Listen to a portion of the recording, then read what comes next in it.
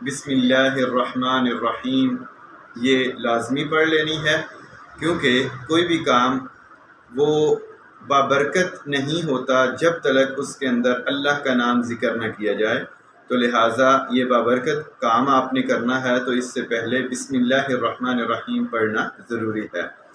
اس کے بعد آپ نے پہلا کام کیا کرنا ہے کہ اپنے دونوں ہاتھوں کو اچھی طرح دھونا ہے، یعنی بائیں ہاتھ سے دایاں ہاتھ جو ہے وہ آپ نے کلائیوں تک اچھی طرح دھو لینا ہے، اور دائیں ہاتھ سے بایاں ہاتھ جو ہے وہ اچھی طرح دھو لینا ہے۔ یاد رکھنا ہے کہ ان انگلیوں کے درمیان سے خلال بھی کرنا ہے، کوئی جو ہاتھوں کا حصہ خشک نہ رہ جائے۔ اس کے بعد آپ نے اپنا جو ہے وہ چلو لینا ہے اور منہ کے اندر پانی ڈالنا ہے۔ منہ کے اندر پانی ڈالنے کو کولی کہا جاتا ہے، تو کولی آپ نے 2 دفعہ کر لینی ہے، 3 دفعہ کر لینی ہے، یعنی کہ 3 دفعہ سے زیادہ نہیں کرنی اور 2 دفعہ سے کم نہیں کرنی، یعنی کم از کم آپ 2 دفعہ اور زیادہ سے زیادہ 3 دفعہ کریں گے۔ اسی طرح سارے اعضاء جو ہیں کہ کم از کم 2 دفعہ اور زیادہ سے زیادہ 3 دفعہ، یعنی کہ 4 دفعہ کوئی اعضاء جو ہے آپ نے نہیں دھونا۔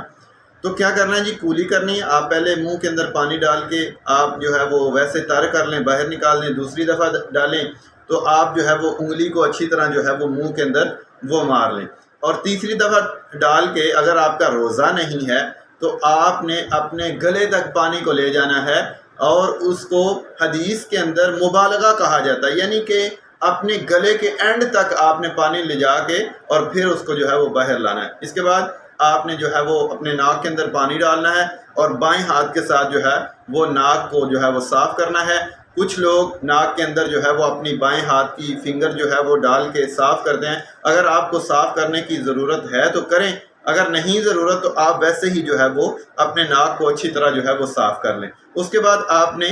اپنا جو ہے وہ چہرہ دھونا ہے، ادھر سے لے کے تھوڑی تک اور ادھر سے لے کے ادھر تک آپ نے اپنا جو ہے وہ اچھی طرح چہرہ دھونا ہے۔ اور اس کے بعد اگر آپ کی جو ہے وہ داڑھی ہے تو اس کا اچھی طرح جو ہے وہ پانی دوبارہ ڈال کے تو اچھی طرح اس کا خلال کر لینا ہے۔ اس کے بعد آپ نے اپنی جو ہے وہ کونیاں جو ہے وہ دھونیاں ہیں، اسی طرح ادھر تک جو ہے وہ آپ نے کم از کم 2 دفعہ، پھر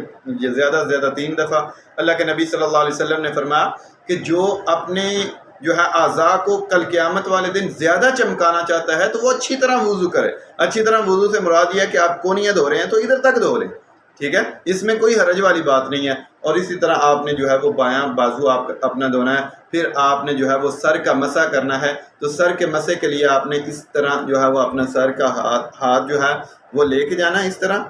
اور اسی طرح ہی جو ہے وہ واپس جہاں سے شروع کیا وہاں سے وہاں تک لے کے آ جانا ہے۔ اور اس کے بعد آپ نے اپنی یہ دونوں انگلیاں جو ہیں وہ اس طرح رکھنی ہیں،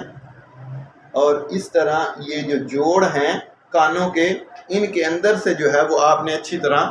پانی پہنچانا ہے، یعنی کہ کوئی بھی کانوں کا حصہ جو ہے وہ خشک نہ رہ جائے۔ اس کے بعد پاؤں کی باری آ جاتی ہے کہ آپ نے پاؤں کو جو ہے وہ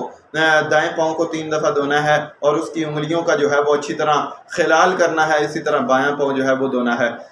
اس طرح وضو کرنے کے بعد اللہ کے نبی صلی اللہ علیہ وسلم ایک دعا پڑھا کرتے تھے۔ حضرت عمر بن خطاب اس حدیث کے راوی ہیں، کہتے ہیں کہ جو بندہ اچھی طرح وضو کرے، کامل وضو کرے، اور وضو کے بعد یہ والی دعا پڑھے،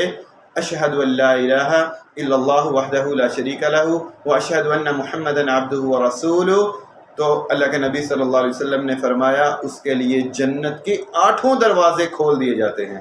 تو اتنی جو ہے وہ فضیلت والی یہ دعا ہے، تو یہ ضرور پڑھیں، اور یہ بات ضرور ذہن نشین رکھیں کہ اللہ کے نبی صلی اللہ علیہ وسلم کی سنت کے مطابق کوئی بھی کام ہم کریں گے تو وہی قابل قبول ہوگا۔